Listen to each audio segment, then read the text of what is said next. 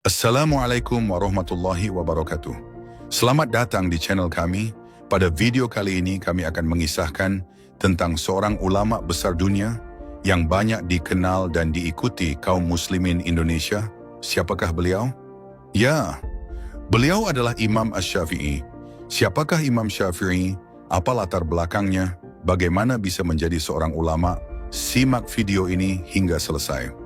Sebelum kita lanjutkan, jangan lupa subscribe channel ini agar channel terus berkembang. Jazakumullahu khairan. Selamat mendengarkan.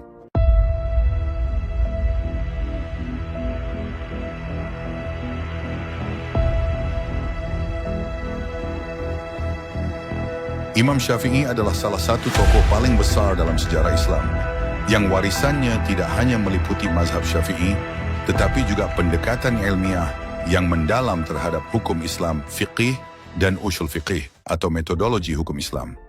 Perjalanan hidupnya yang penuh dengan tantangan, perjuangan intelektual, dan dedikasi terhadap ilmu menjadikannya figur yang sangat dihormati oleh umat Islam hingga saat ini.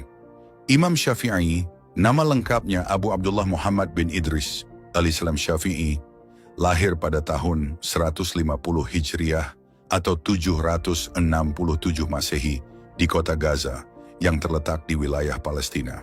Kelahirannya terjadi pada masa pemerintahan Khalifah Al-Mansur dari dinasti Abbasiyah dan bertepatan dengan wafatnya Imam Abu Hanifah, pendiri mazhab Hanafi. Banyak ulama yang melihat kelahiran Imam Syafi'i sebagai pertanda pergantian era dalam pemikiran Islam. Imam Syafi'i berasal dari keluarga yang terhormat dalam suku Quraisy, yang merupakan suku yang sama dengan Nabi Muhammad SAW. Keluarganya berasal dari cabang Bani Muttalib, yang menjadi salah satu cabang utama dalam suku Quraisy. Namun kehidupan Imam Syafi'i tidak dimulai dengan kemewahan. Ayahnya Idris bin Abbas meninggal dunia ketika Imam Syafi'i masih bayi. Sejak saat itu, ia dibesarkan oleh ibunya, yang sangat peduli dengan pendidikan dan moralitasnya. Dalam keadaan serba kekurangan, ibunya memutuskan untuk membawanya kembali ke Mekkah, tanah leluhur mereka, agar Syafi'i bisa dibesarkan dalam lingkungan yang lebih islami dan mendapatkan pendidikan yang sesuai. Sesampainya di Mekkah, Imam Syafi'i mulai belajar di Masjidil Haram, yang merupakan pusat pembelajaran utama pada masa itu. Pada usia 7 tahun, ia sudah mampu menghafal Al-Quran secara sempurna. Imam Syafi'i dikenal memiliki daya ingat yang sangat kuat, sebuah kemampuan yang luar biasa di kalangan anak-anak sebayanya. Hal ini membuatnya cepat mendapatkan perhatian dari para ulama Mekah. Sebagai anak yang hidup dalam kemiskinan, Imam Syafi'i tidak bisa membeli kertas atau alat tulis untuk mencatat pelajaran. Namun ia menggunakan bahan yang tersedia di sekitarnya, seperti tulang atau pecahan keramik, untuk mencatat pelajaran-pelajaran yang ia terima. Keterbatasan ini tidak mengurangi semangatnya untuk belajar. Selain belajar Al-Quran, Imam Syafi'i juga belajar bahasa Arab secara mendalam. Untuk memperdalam kefasihannya dalam bahasa, ia tinggal bersama suku Hudzail, sebuah suku Arab yang terkenal akan kecanggihan bahasa dan syair-syair mereka. Ia mempelajari bahasa Arab dari sumber yang paling otentik, yaitu dari suku-suku asli yang berbicara bahasa Arab dengan sangat fasih. Pada usia 13 tahun, Imam Syafi'i mulai menuntut ilmu fiqh kepada Muslim bin Khalid Az-Zanji, seorang ulama terkenal di Mekah. Muslim bin Khalid sangat terkesan dengan kemampuan Syafi'i yang luar biasa dalam memahami ilmu agama. Pada usia 15 tahun, Syafi'i sudah diperbolehkan mengeluarkan fatwa, suatu prestasi yang sangat jarang dicapai oleh seorang pemuda seusianya.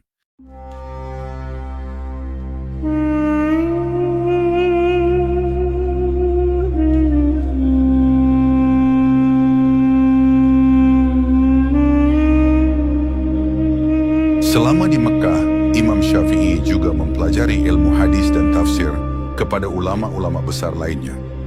Ia sangat tekun dalam mempelajari hukum-hukum Islam, baik yang bersifat fiqih, hukum praktik, maupun usul fiqih, metodologi hukum, yang kelak menjadi dasar dari pemikiran mazhabnya. Di masjid-masjid Mekkah, Imam Syafi'i terlibat dalam diskusi-diskusi ilmiah yang mendalam dengan para ulama dan murid-murid lainnya.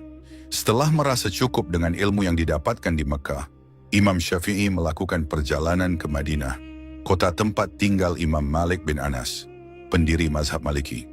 Di Madinah, Imam Syafi'i belajar langsung kepada Imam Malik dan mempelajari kitab Al-Muwatta', karya monumental Imam Malik yang berisi kumpulan hadis dan fatwa-fatwa yang dipraktikkan oleh masyarakat Madinah.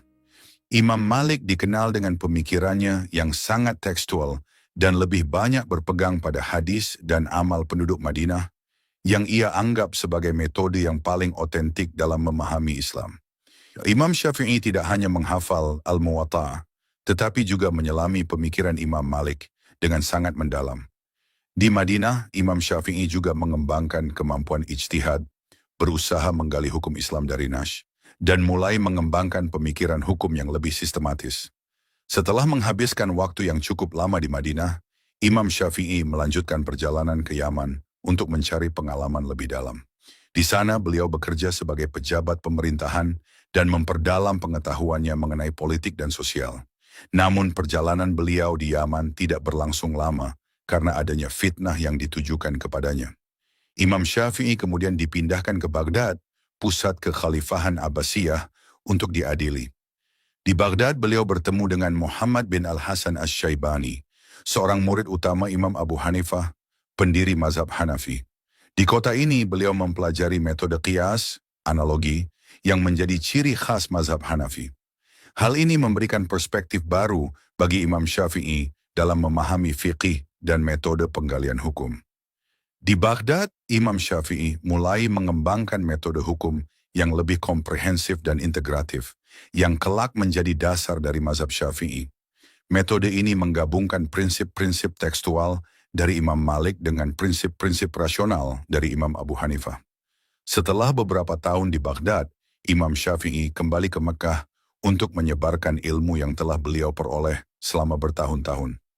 Di Makkah, beliau mulai mengajar di Masjidil Haram dan menarik banyak perhatian dari para ulama dan pelajar dari berbagai penjuru dunia Islam.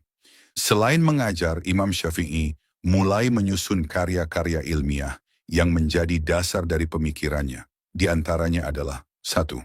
Ar-Risalah, kitab pertama yang membahas tentang usul fiqih, metodologi hukum Islam. Karya ini memperkenalkan sistematika baru dalam penggalian hukum yang mencakup Al-Quran, hadis, ijma', kesepakatan ulama, dan qiyas. 2. Kumpulan fatwa-fatwa dan pendapat-pendapat hukum yang telah beliau susun berdasarkan metodologi hukum yang baru. Menjadi karya monumental yang menjadi acuan utama dalam mazhab Syafi'i. Pada tahun 199 Hijriah, Imam Syafi'i pindah ke Mesir, di mana beliau menyempurnakan mazhab Syafi'i. Di Mesir, beliau mulai menulis lebih banyak karya ilmiah yang lebih menekankan pada keseimbangan antara teks dan akal dalam pengambilan hukum Islam. Mazhab Syafi'i yang berfokus pada penggunaan Nash, Al-Quran dan hadis, serta qiyas, analogi, dengan metode yang lebih moderat dan sistematis, mulai mendapat pengakuan luas di Mesir dan kemudian menyebar ke seluruh dunia Islam, terutama di Asia Tenggara. Imam Syafi'i wafat pada tanggal 29 Rajab 2004 Hijriah, 20 Januari 820 Masehi, di Fustat, Mesir, pada usia 54 tahun. Sebelum wafat, beliau menderita sakit yang cukup lama akibat kondisi fisik yang semakin melemah. Pemakaman beliau di Fustat, yang kini bagian dari Kairo, menjadi tempat ziarah umat Islam dari seluruh dunia. Imam Syafi'i meninggalkan sejumlah warisan yang luar biasa besar bagi umat Islam, antara lain 1. Mazhab Syafi'i, salah satu dari 4 mazhab besar dalam fiqih Islam yang diikuti oleh jutaan umat Islam di seluruh dunia. 2. Karya-karya ilmiah, seperti kitab Ar-Risalah dan kitab Al-Um, yang menjadi landasan penting dalam studi usul fiqih dan fiqih Islam secara umum. 3. Metodologi hukum Islam yang lebih integratif dan moderat, yang menggabungkan teks dan akal, serta mengutamakan prinsip-prinsip ijma' dan qiyas. Imam Syafi'i adalah seorang tokoh yang perjalanan hidupnya sangat menginspirasi. Dari seorang anak yatim piatu yang miskin di Gaza, beliau tumbuh menjadi seorang ulama besar yang mewariskan pemikiran-pemikiran hukum yang mendalam dan sistematis. Demikianlah kisah singkat Imam Syafi'i. Jika kalian menginginkan kisahnya yang lebih panjang lagi, silahkan tulis dalam komentar. Jika kalian suka dengan video ini, silahkan subscribe dan share agar bermanfaat untuk banyak orang. Jazakumullahu khairan. Wassalamualaikum warahmatullahi wabarakatuh.